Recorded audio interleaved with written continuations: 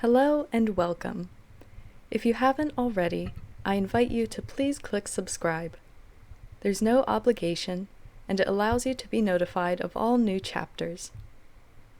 Additional information about the story, including the author, chapter warnings, and rating, can be found in the description below. All credit goes to the original author.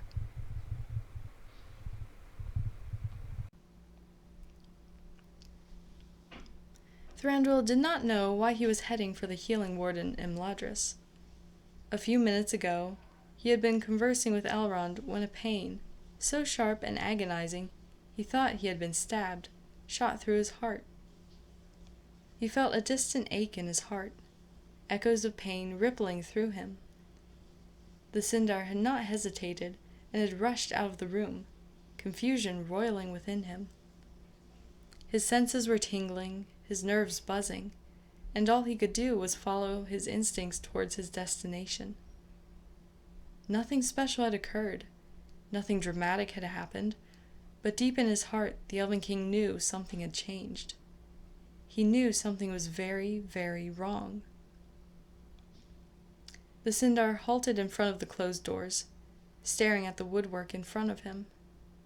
His heart pulled at him, begging him to go inside. It was an odd and slightly terrifying feeling, one he had not felt in years. It was an extension of his bonds with others, a connection between those he cared for and himself. It was like a low level of empathy, or maybe even telepathy. The last time he had been like this, he had found Megalag injured after fighting orcs, not long after his wife had died. The old instinct carried a single message, an urge to run and find the source of his dismay. Help him. Hurry. But who was injured this time? Who was hurting so? Thranduil dithered a moment longer outside the door, pushing it open and fearing what he would find inside. His eyes scanned the room, landing on its single occupant. His bewilderment and alarm only became more pronounced, for standing at the end of the hall, back to him, was none other than Esgil. The Sindar pushed his questions as to why the young elf's pain would be known to him aside. "Esgil?" he called. The assassin flinched so violently, one would think that the Elven King had shouted at him. He spun, falling into a defensive stance, and only grew more tense when he spotted Thranduil. The assassin's gaze dropped, and he bowed stiffly. "My lord," he said in a formal, neutral tone. For some reason, the words made Thranduil's heart clench painfully. Pushing his emotional turmoil away, the Elven King strode forward, halting in front of Esgil. "Are you all right?" he asked, concern evident in his tone. "I'm fine." The words were spoken in a rush, quick and defensive. Thranduil felt a frown darken his face, but forced it to vanish when the expression only added to the assassin's nervousness. "I do not think you are. I felt your pain," he thought. "Can see that something is bothering you." He glanced down, brow furrowing. "You're holding your left wrist." Indeed, the young elf was, clutching his forearm with his right hand, the limb held close to his body. Esgil let go the moment the Sindar mentioned it. "No, I wasn't. I'm fine," he lied. "I don't believe you," Thranduil informed him quietly. "Let me see." He stepped forward and reached out. Instantly, the assassin shifted ever so slightly away from him. The Elven King paused, stunned by how much the rejection stung. He looked at the violet-eyed elf, really looked at him, and was dismayed by what he saw. Esgil's violet eyes, normally so bright and confident, were dark and pained, a haunted and mistrustful gloom in their depths. There was also a heart-wrenching fear in his eyes as he looked at Thranduil, as if a Nazgûl stood before him instead of an elf. No, not a Nazgûl, for the Cinder was certain that the assassin did not fear the ring race. Then what could he have done to make the young elf so wary of him?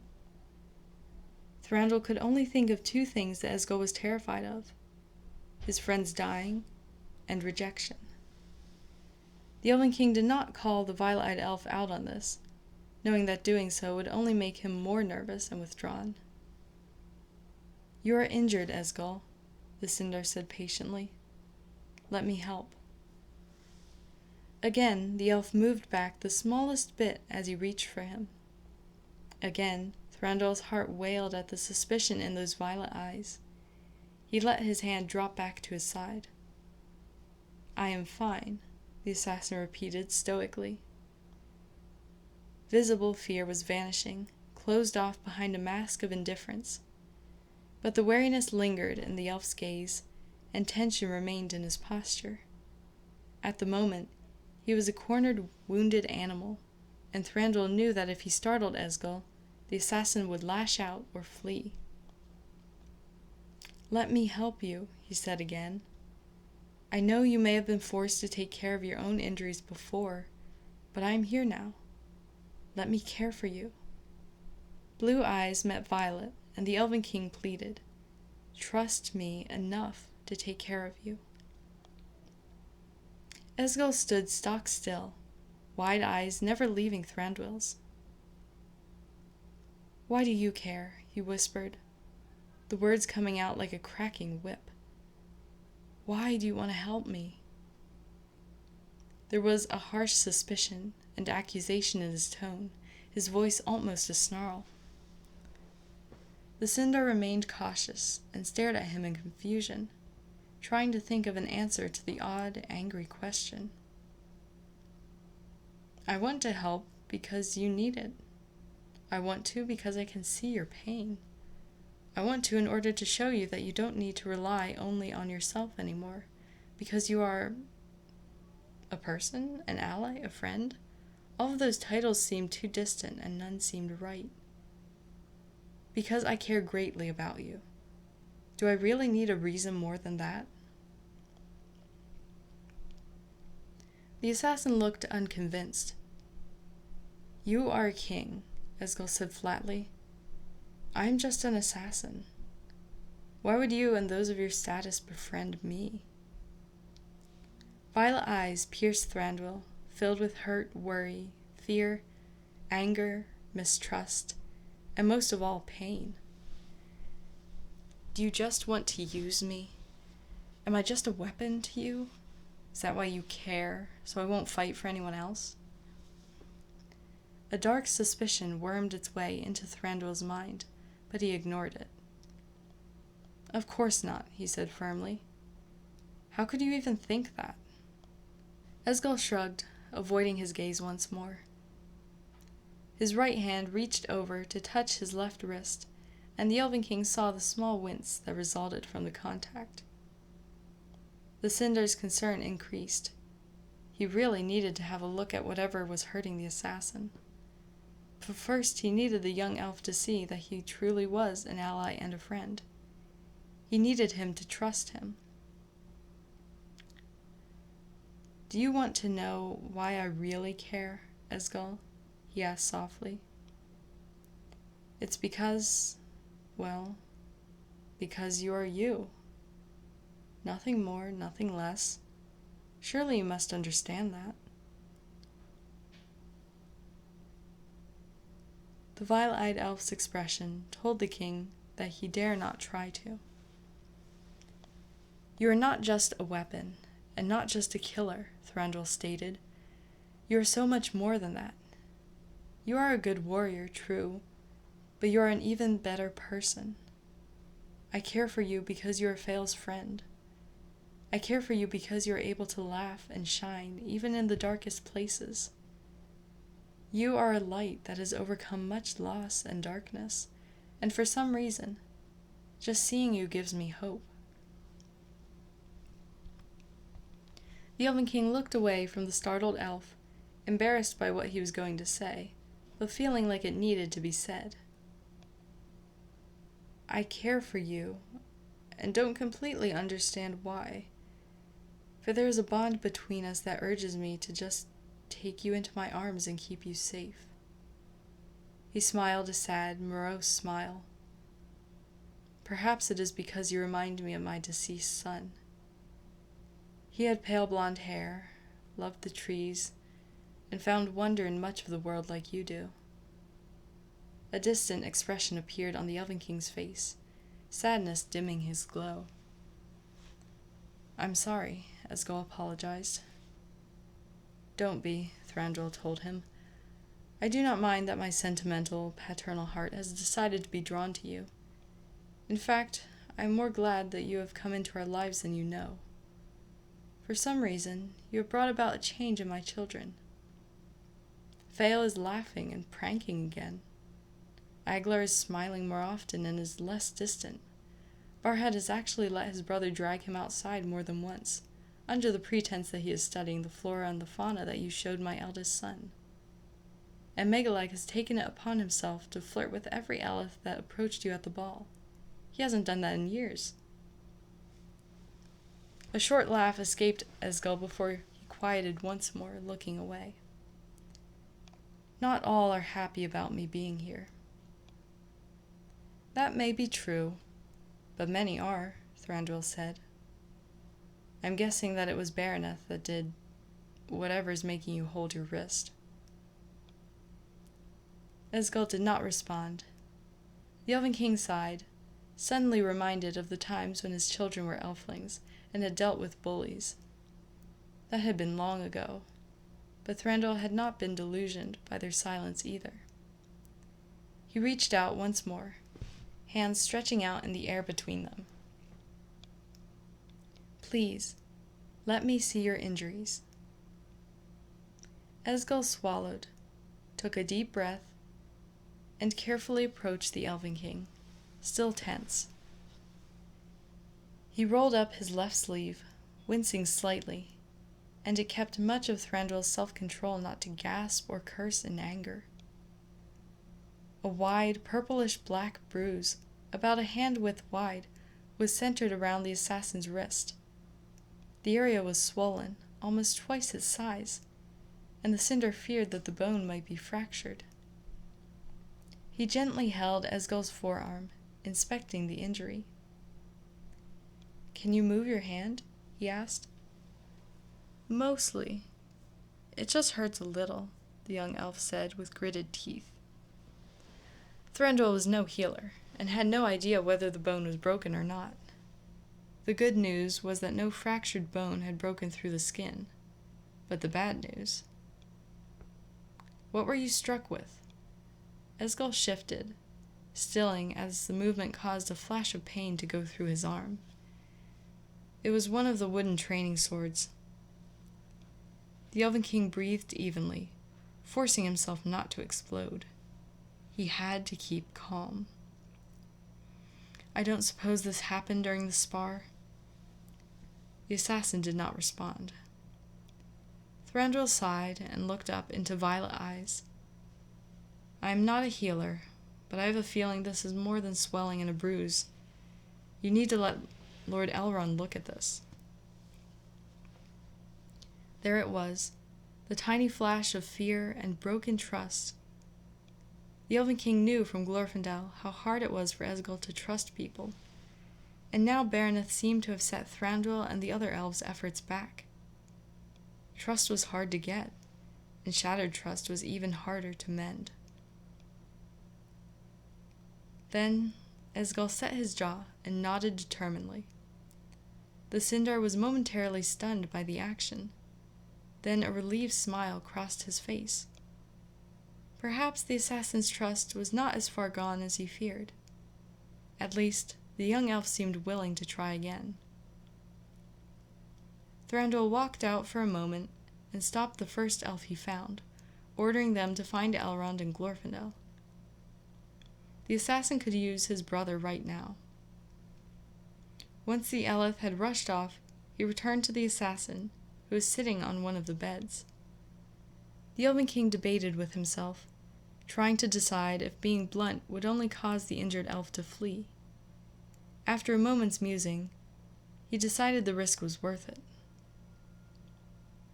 Did my daughter strike you and say that we were only using you?" Esgil stiffened, but did not run off like the Cinder had feared. The golden-haired elf was quickly realizing that the assassin was not the type to run away for long. If he did run, it was because he was facing rejection or betrayal from friends. But he would soon gather himself and return, strong and calm once more. Even so, the elf was young and had the insecurities of all young members of any race. He still needed much care and guidance, and somehow Thranduil found himself providing it. Yes, it was her, the assassin admitted at last.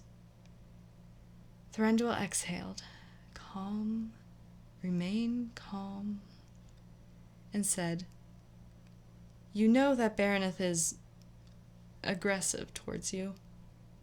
Why would you believe her words?" The look the assassin gave him was answer enough. "Because she is voicing my greatest fears." "Other than Glorfindel, I encountered no noble elves before last year," Esgil explained softly. "All I saw were human nobles, and most were not kind to those of lower classes, and rarely befriended them. I truly believed that elves were different, I did. But I suppose the doubt lingered at the back of my mind, and when Baraneth was saying all of those things..." He closed his eyes, head down. "Oh, Esgil," Thranduil thought. "You are so confident, and yet you are not. You are so innocent, but also so haunted. You are wise beyond your years, but at the same time almost as confused and ignorant as a child. You have been a loner for so long, you know close to nothing about society, and I can see you do not want to. Society has standards, society hurts, and society contains. I see why you wish to remain distanced from it. I hope that the friendships and bonds you have forged never imprison you in a city or realm. It would destroy you." "Listen to me, Esgil," the Elven King said seriously. "As much as it pains me, I must tell you not to listen to Baraneth. Ignore her, avoid her, or disregard her words. She has been rather closed-minded and cold for the past couple 100 years." The Elven King sighed, and, for the 1000th time, tried to identify the time his daughter had begun to change. Things had been going well all those years ago, as well as things could for a grieving family anyway. Baraneth had just forgiven Hanel for not coming to Legolas's funeral. But then, suddenly, abruptly, and shockingly, she changed.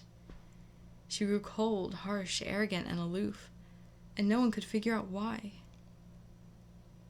All Thranduil could deduce was that the realization that her mother was dead had finally caught up with her, and the princess had somehow decided to blame social statuses for Luaneth and Legolas's deaths. The Elven King could not understand how his daughter had come to that conclusion, but at the same time he could understand a little bit. It was almost like how he hated outsiders for a while after he learned of his youngest son's demise. But at least he had grown past that, and emerged a better elf. Baraneth was clinging to her rage and taking it out on the assassin that could kill many orcs while she could not. If she or any Mirkwood warrior could, the queen and lost prince would not have died. She took it out on the wood elf that could speak with shadowed trees while she could not. Esgil could do so much more to preserve the forest than she. She was a princess of Mirkwood, while Esgil was a homeless nobody. Why was it that he had the power to fight the shadows so greatly, while she could not? As far as Thranduil could figure out, that anger and jealousy was what fueled his daughter's persistent antagonism. Speaking of which, Esgil, the Elven King asked, afraid of looking at the elf, "Is Baraneth shadowed?" Finally, the question that had been haunting him was out in the open. Finally, the answer he dreaded would be given. For either way, the news was not good. If Baraneth was shadowed, That meant that the elves of Mirkwood were not immune, like all had assumed, but if she was not? Legolas did not answer the Sindar for a moment. His heart felt heavy at the news he had to give. Surely the Elven King already knew the answer. If Baraneth was shadowed, did he honestly think that the assassin would believe a word she said? If she was shadowed, did Thranduil believe that the violet-eyed elf would let the elf get that close to him? If she was shadowed, did the Sindar think that the pale, blonde-haired elf would not tell him? But Thranduil wanted confirmation, voiced words that only Legolas could give. And so the elf responded with a relieving yet terrifying truth. No, she is not, Esgil said. Relief and pain warred on the Elven King's features. I see. So she has done all of this when her thoughts and heart are her own. Thranduil gave a bitter laugh. How arrogant of we elves, to believe that we could not be taken by negative emotions. How foolish of us was it to think that we are above cruelty. He rubbed a hand over his forehead, feeling more weighted down than ever. I will have to speak with her, and punish her again. He rose, intent on leaving, only to have a hand wrap around his wrist. He looked down to see Esgil still sitting there, head down, his thin right hand gripping the Elven King. Don't confront her about this, he pleaded. Please do not side against your daughter again for my sake. She attacked you, Esgil, Thranduil said. Do not snarl or snap, he told himself. I don't want to make him nervous again. Just like Amulug attacked Estelle. Estelle is the adoptive son of a lord, the assassin argued, looking more and more alarmed. So much for keeping him calm. You're just as important as she is, Thranduil interrupted. I cannot let this go unpunished. Don't exile her, the young elf whispered, but his voice stopped the Elven King's as swiftly as a blow. Seeing the Sindar's blank expression, Esgil spoke rapidly. Do not cast away a member of your family because of me. I am fine with another punishment, any punishment. My word has to count for something, right? Thranduil's mind was still struggling to process what was being said. Why did the assassin think he was going to exile his daughter? Because that was Amulug's punishment, the golden-haired elf realized. He thinks that Baraneth's would be the same. And it might have been if she weren't my daughter, but still. Oh, Esgil, she attacked you, and yet here you are trying to convince me not to punish her harshly. I won't exile her, he informed the violet-eyed elf, who relaxed visibly, but she will be punished. All right, Esgil agreed, though he still looked troubled. Elrond and Glorfindel rushed into the room at that moment, both lords' eyes falling on the younger elf. What happened? Glorfindel demanded, striding forward and inspecting his brother's wrist gently. Thranduil noted with a flash of jealousy that the assassin did not flinch away from the Vanyar. Glorfindel has gained his brother's trust completely. I wonder how long that took. Elrond also approached the elf, halting as the young one tensed. It's all right, Thranduil and Glorfindel said together, then looked at each other. More likely, they eyed each other suspiciously. Esgil slowly offered his arm to the healer, and Elrond gently studied and probed his wrist with knowing eyes and careful fingers. After a few moments of tense silence, the elf lord straightened, looking at the Balrog Slayer. Please get me a splint and some bindings. The limb is not completely broken, but there is a sprain and a small hairline crack.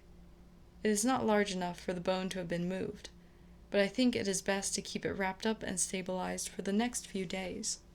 He opened his mouth, wishing to know what had happened, but a quick throat clearing from Thranduil made him pause. The Parrot rose his eyebrows at the Elven King, but kept his questions to himself. As the two elf lords began to wrap and splint Esgil's wrist, Thranduil began speaking to the young elf in order to distract him. "How are you liking the gardens in the Hidden Valley, Esgil?" The elf smiled, even as he winced. "They are wonderful. The trees are all so bright here." "Yes, they are," Thranduil responded. "Though they can become lonely too, because certain Noldor elves are incapable of taking the time to speak with trees. They're too busy breathing dust in their studies." Elrond paused in his work long enough to whack the Elven King on the side of the head. The indignity was worth it, however, when Esgil laughed softly into his right hand. "It is a good thing that we are here to keep the trees company, then," the young elf offered with a small smile. He looked up, violet eyes curious. "How long are you remaining here, my lord?" "Please, call me Thranduil," the Elven King said. "I will be taking advantage of Elrond's hospitality for another few weeks." Esgil nodded, then paused. "But who is running your kingdom, then, my Thranduil?" Elrond and Glorfindel finished binding the assassin's wrist and crept out, the two not even noticing. "Aglar is performing my duties for the duration of my absence," Thranduil explained, and a thoughtful expression appeared on his face. "I wonder how he is doing right now."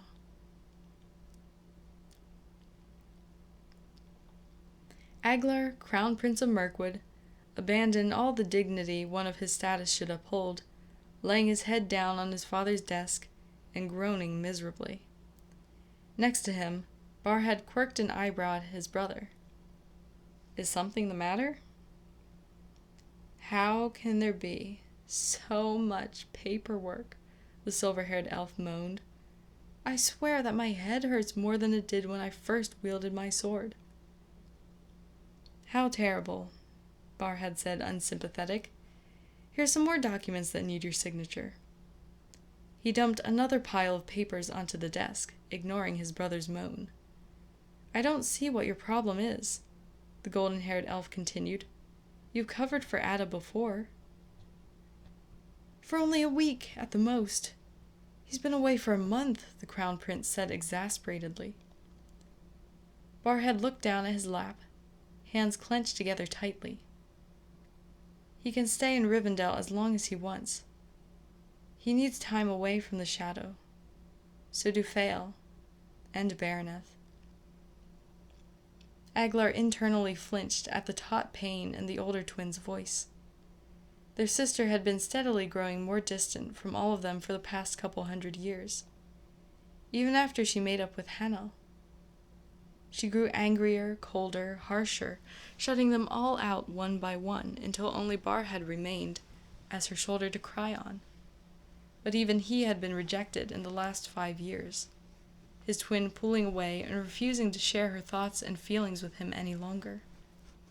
The spar with Esgil had been the final blow, and Thranduil had become determined to figure out what was changing his daughter.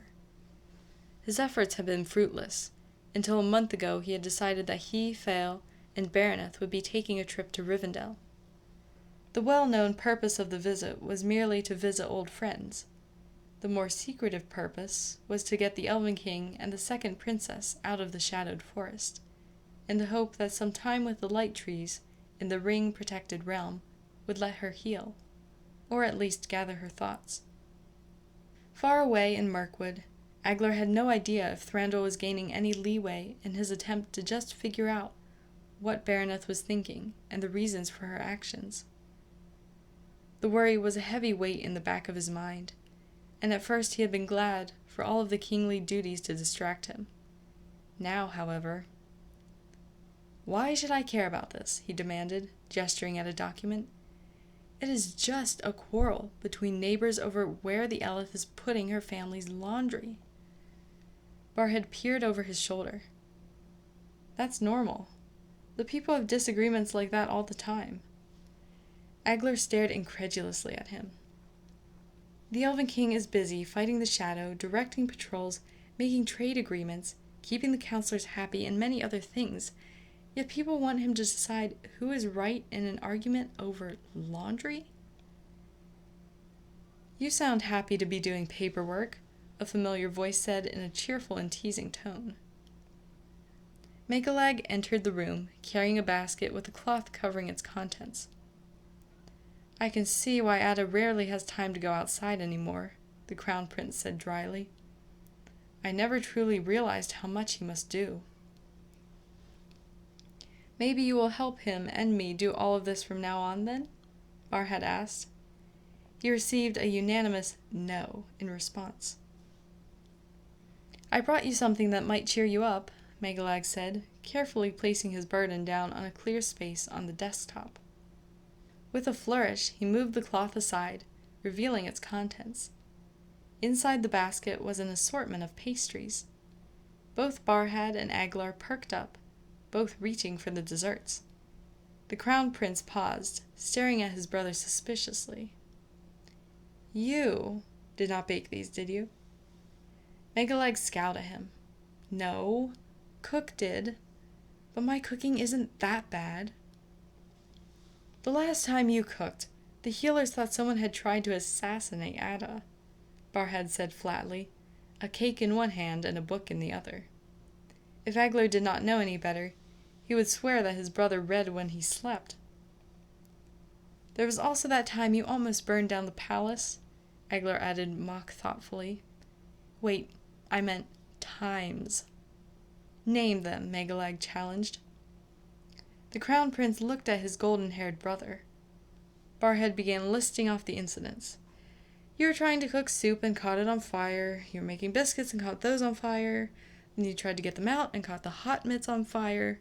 Then you were trying to boil water, boiled all of the water out of the pan, burnt the pan, and caught it on fire. Then there was a time you were trying to impress that Eleth and instead burned her eyebrows off. Are you seeing a pattern?" "I think I do," Aglar said seriously. "We need to figure out a way to use your pyrotechnical powers for good, Megalag." The second oldest prince glowered at his brothers. "I'm not going to stand here and be insulted. I'm almost late to my meeting with the most beautiful Eleth in all of Arda." A dreamy expression crossed the prince's features. "You're courting a maiden?" the silver-haired elf asked, surprised. Megalag had not courted any Eleth since Luaneth and Legolas had died.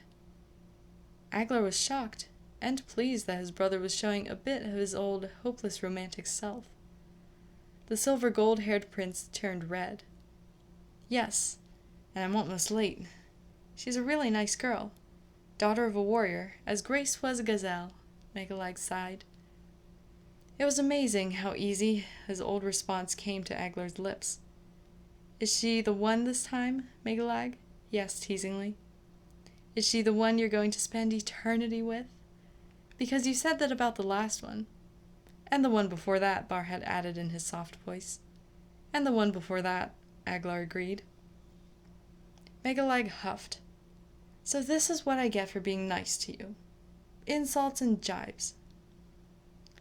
He glared at them and turned on his heel, stalking out of the room and leaving his two brothers sniggering behind him.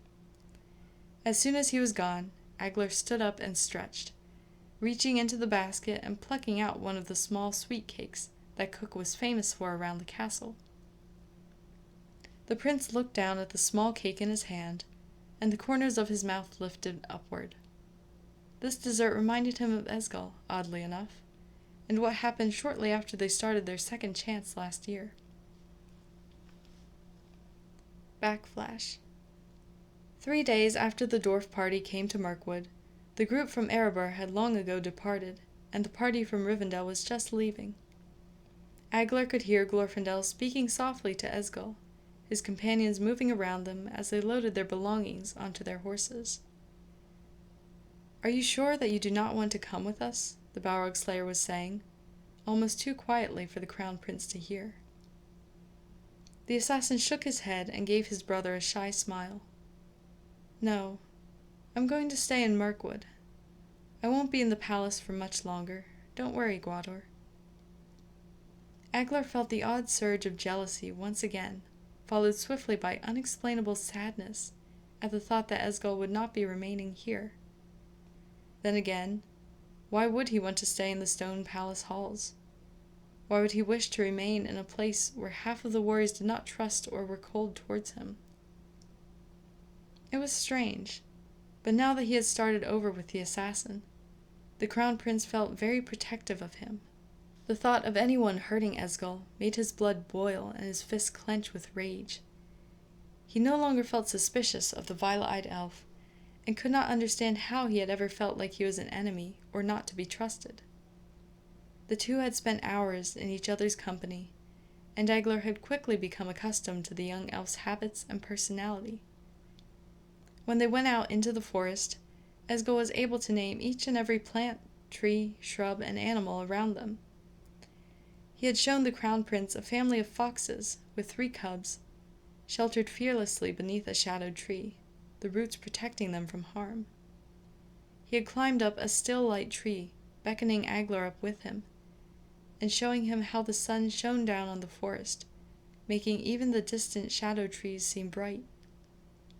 The sunlight had sparkled off the leaves up there, above the canopy, and when Esgil had whispered, "Isn't it beautiful?" Eglar had to agree. The assassin was closely tied with nature, and could see light and beauty in the darkest places. He was quiet and unwilling to add his opinion if he did not wish to talk, but gentle prodding would reveal a unique wisdom that was shocking to see in one so young. He looked at a person and seemed to see their soul, knowing if something was wrong and trying his best to fix it. He cared greatly and did not like to see anyone hurt.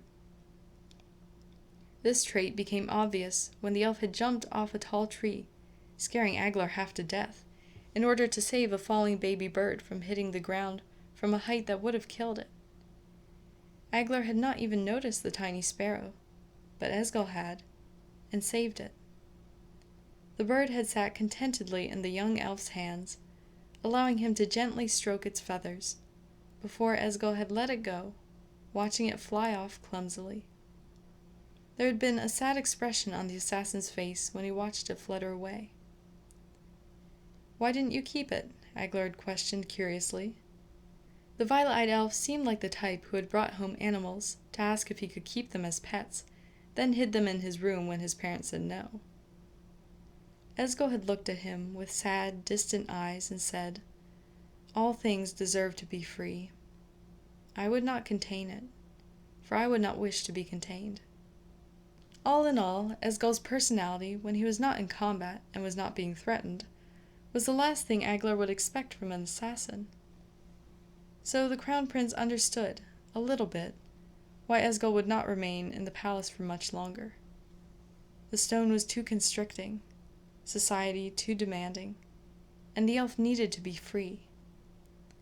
That did not mean that Eglar did not wish that his friend would remain here with him. The thought of Esgil being out in the woods alone sent panic through him and fear racing up his spine, even though he knew the assassin was perfectly capable of taking care of himself. They all watched the Rivendell party ride away, disappearing quickly between the trees. Eglar walked up to Esgil, heart twisting at the saddened expression on his face. "You don't have to stay here if you do not want to," the Crown Prince informed him quietly. The assassin sighed, but then his back straightened. "I'll only be here a day more. Then I'll be gone." Eglar looked at him. "You do not have to prove anything to anyone," he thought but did not say. "I can tell you do not feel safe here, and I don't understand why that hurts me so much." "Do you want to come with me to the kitchens?" he offered. "Cook should just be pulling something out of the oven." "All right," Esgil agreed. Cook had indeed just finished baking something. Eglar grinned as the mouth-watering scent of fresh pastries and cakes entered his nose. He reached out and gently touched one of the small, personal-sized cakes Cook had just taken out of the oven. Satisfied that he would not be burned, he picked up the cake and took a big bite out of it. Next to him, Esgil sniffed, a curious look on his face. "What is this?" The Crown Prince almost choked. staring at the assassin with disbelief. "You've never had one before?" "No," Esgol said slowly. Aglar picked up another of the small desserts, giving it to the assassin. "Try it," he ordered. The violet-eyed elf took a small nibble and looked startled, taking a more hefty bite. "It's good." "Of course it is," the silver-haired elf said. "It's cake. It's usually a wonderful treat, unless Megalag is baking," he shivered. Cook re-entered the room to find the two elves. A wary look crossed her face as she spotted Esgol, but she spoke politely to Aglar. "Is there anything else I can get for you, my prince?" "No," the crown prince replied.